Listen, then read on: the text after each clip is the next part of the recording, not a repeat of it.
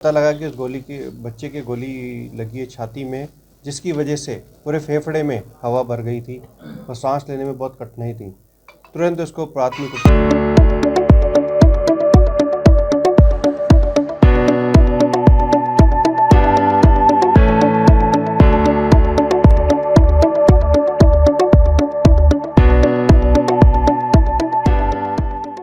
जवाहरलाल नेहरू अस्पताल में एक बच्चे को गोली लग के यहाँ लेके आया गया था इमरजेंसी में।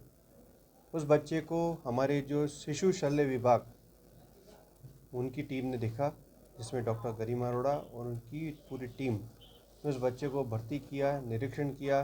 पता लगा कि उस बच्चे के गोली लगी है छाती में, जिसकी वजह से पूरे फेफड़े में हवा भर गई थी और सांस लेने में बहुत कठिनाई थी।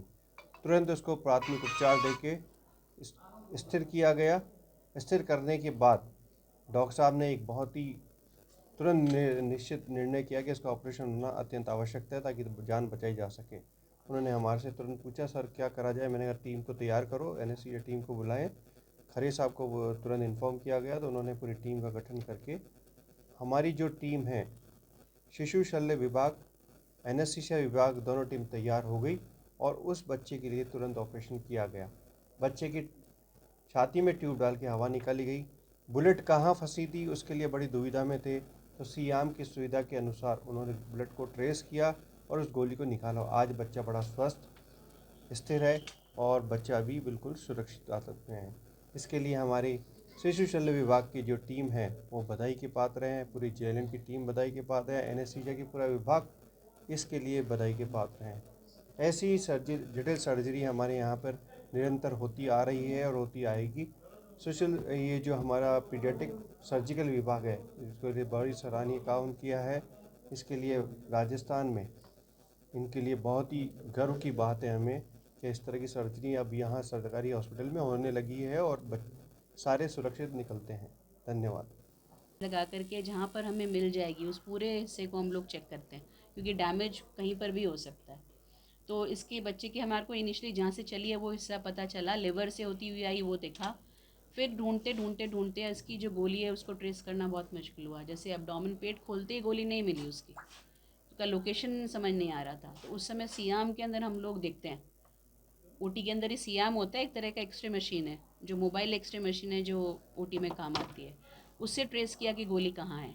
उसमें भी ऐसे अंदाज से तुरंत नहीं पता चलता, अपन को कुछ उसमें मार्कर्स लगाने पड़ते हैं कि जैसे कुछ अपन ने इंस्ट्रूमेंट रखा वो कहाँ दिख रहा है, बच्चे का वर्टिब्रा किधर है, गोली वर्टिब्रा के पीछे है कि आगे है, राइट में है कि लेफ्ट में है। इस तरह से अंदाज़ लगा करके फिर अंदाज़ लगाया गया कि किस ऑर्गन के पीछे हो सकती है, क्योंकि ऊपरी तौर पर नहीं दिख रही थी। तो फिर ढूंढना पड़ा, जैसे किडनी है वो पीछे का ऑर्गन है, पैनक्रिया जो है वो पीछे का ऑर्गन है।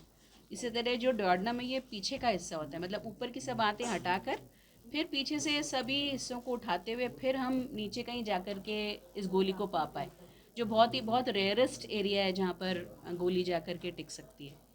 तो वो पूरा डिओडनम के चौथे हिस्से में हमें जाके मिली, उसको निकाला। वहाँ पे तो डैमेज था ही सही, अभी उसको उल्टा ट्रेस करते हैं कि वहाँ से जहाँ से चली है और जहाँ आई है उसके बीच में जितने भी हैं उनको पूरा प्रॉपरली माइन्यूटली चेक करना पड़ता है कि वहाँ क्या क्या डैमेज हुआ होगा। फिर वो डिओडनम के एंटीरियर हिस्से को भी देखा कि कहीं वहाँ पे कहीं कोई डैमेज ना हो, वहाँ से होती हुई आई हो तो, या हो सकता है पैनक्रिया उसके बिल्कुल पास में उसमें से होती हुई आई हो, कुछ बोल नहीं सकते ना। तो पैनक्रियास प्रॉपर चेक करके डिओडनम का आगे का हिस्सा पूरा चेक किया, तो आगे की वॉल में भी क्षतिग्रस्त था, तो मतलब वहाँ से घुस के पीछे के हिस्से निकली थी। फिर वो भी रिपेयर किया अपन ने, फिर उसको फर्दर पीछे ट्रेस किया। तो फिर गॉल ब्लैडर वाला हिस्सा चेक किया अपन ने, लिवर पूरा चेक किया। गॉल ब्लैडर में भी छेद था आगे पीछे दोनों तरफ और बुरी तरह डैमेज था गॉल ब्लैडर, तो उसको हटाया। फिर लिवर के नीचे जो डैमेज था जहाँ से खून बह रहा था उसको चेक करके वहाँ पे हमें ब्लीडिंग वगैरह स्टॉप करनी पड़ती है, स्पेशल कॉटरीज यूज़ होती है, उससे स्टॉप करना पड़ता है। कुछ चीज़ें लगाते हैं कि ब्लीडिंग पूरी तरह से बंद हो जाए बच्चे की। फिर वो थोड़ी देर रुक कर देखना पड़ता है, पूरा चेक करा पूरा अच्छी तरह से। इस तरह से उसको पूरा अपन को 100% होना ज़रूरी है, क्योंकि ऐसा बच्चा दूसरा चांस नहीं देगा अपन को। तो वो सब चीज़ें रिपेयर करके जो रिक्वायर्ड था सब करके फिर आईसीयू में शिफ्ट किया। तो वो कुत्तों की साउंड से गुस्सा हो रहे थे, तो वो एयरगन लेकर के आए, उन्होंने कुत्तों पे फायर किया और वो रिवर्ट होकर के गोली बच्चे को लग गई, मतलब किसी पत्थर से टकरा के रिवर्ट होके आई और बच्चे को लग गई। एक्सीडेंटल था। क्या एज है बच्चे की? बच्ची की 4.5 5 साल करीब का बच्चा है।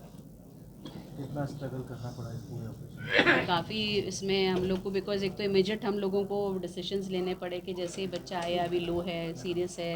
फिर ये मेजर रिस्क ये होता है कि आप बिना प्रॉपर जानकारी के अंदर क्या क्या डैमेज है अंदर जाओ है। तो ये एक तरह का पूरा ये ऐसे शेर की मान में जाने जैसा है कि जो होगा वो अंदर से डील करना पड़ेगा।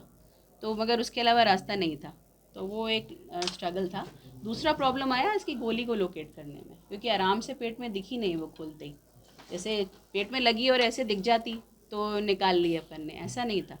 वो इतने अंदरूनी अंग के अंदर थी कि उसको ढूंढने के लिए हमको काफ़ी मेहनत करनी पड़ी। देश एवं प्रदेश के समस्त वासियों को 76वें गणतंत्र दिवस की हार्दिक बधाई एवं शुभकामनाएं। शुभेच्छु दीपा नागर, सरपंच ग्राम पंचायत कनवाड़ा और दीनबंधु नागर, सरपंच प्रतिनिधि। देश एवं प्रदेश के समस्त वासियों को 76वें गणतंत्र दिवस की हार्दिक बधाई एवं शुभकामनाएं। शुभेच्छु हेमराज मीणा, सरपंच ग्राम पंचायत खवासपुरा। देश एवं प्रदेश के समस्त वासियों को 76वें गणतंत्र दिवस की हार्दिक बधाई एवं शुभकामनाएं। शुभेच्छु राम जानकी सैनी, सरपंच बडोली और धनपाल सैनी, सरपंच प्रतिनिधि बडोली। देश एवं प्रदेश के समस्त वासियों को 76वें गणतंत्र दिवस की हार्दिक बधाई एवं शुभकामनाएं। शुभेच्छु अंजना देवी, सरपंच ग्राम पंचायत चांद सिंहपुरा और गुलाब चंद गुजर, सरपंच प्रतिनिधि।